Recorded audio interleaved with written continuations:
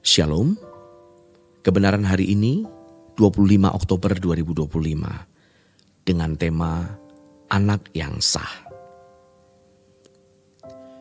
Bapak Ibu Saudara yang dikasihi oleh Tuhan, kalau firman Tuhan menyatakan, Aku akan menjadi bapamu dan kamu akan menjadi anak-anakku laki-laki dan perempuan.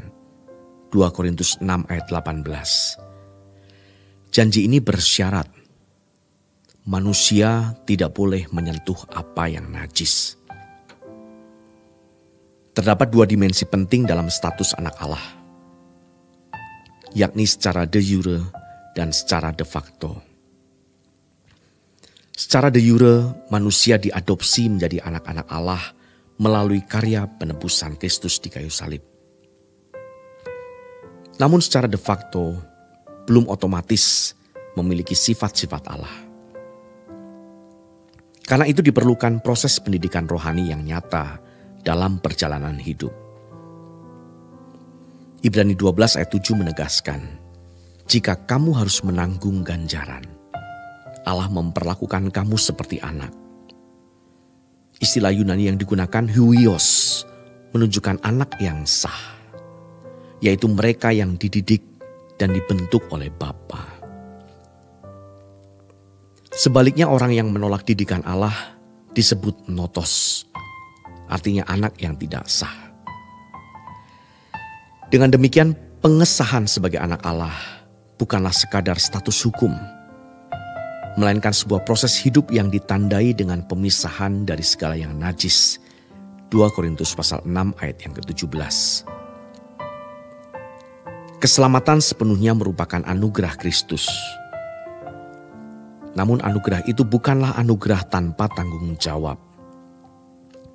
Anugerah menempatkan manusia sebagai anak Allah secara de jure. Tetapi tanggung jawab menuntut perubahan hidup yang kudus. Roma 12 ayat 2 menekankan bahwa pembaruan pikiran menentukan arah hidup. Apakah menuju dunia atau menuju surga? Pikiran dan perasaan, dalam bahasa Ibrani selem, perlu dibentuk agar menyerupai Allah atau demos dalam bahasa Ibrani-nya. Pikiran yang rusak akan mencondongkan manusia kepada dunia. Sedangkan pikiran yang diperbarui akan mengarahkan kepada keserupaan dengan Kristus. Hidup dalam kekudusan adalah tuntutan yang berat, tetapi menjadi keniscayaan bagi setiap anak Allah. Kesucian bukan hanya pengajaran, melainkan harus diwujudkan dalam praktek hidup. Pembaruan pikiran adalah syarat mutlak untuk memastikan pengakuan Allah terhadap manusia sebagai anak-anaknya.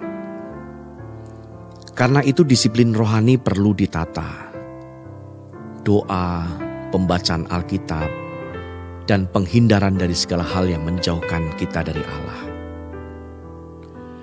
Roadmap kehidupan harus dibangun agar kelak layak duduk bersama orang-orang kudus di kerajaan sorga. Saudara yang terkasih, proses pendidikan rohani seringkali didorong oleh pengalaman hidup yang mendalam.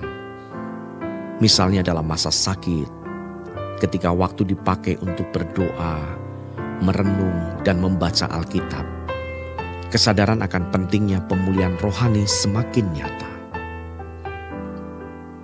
Kesadaran ini dapat melahirkan keputusan untuk meninggalkan hal-hal duniawi yang mengikat demi sepenuhnya hidup menyenangkan hati Allah. Hidup manusia sangat singkat, sementara dunia kian jahat dan usia kian menua. Tidak ada yang layak diharapkan dari dunia ini. Oleh karena itu, anugerah Allah harus direspons dengan hidup kudus. Menjadi anak Allah bukan hanya secara de jure, melainkan juga de facto, nyata dalam pikiran, karakter, dan perbuatan sehari-hari. Demikian renungan pada hari ini. Tuhan memberkati.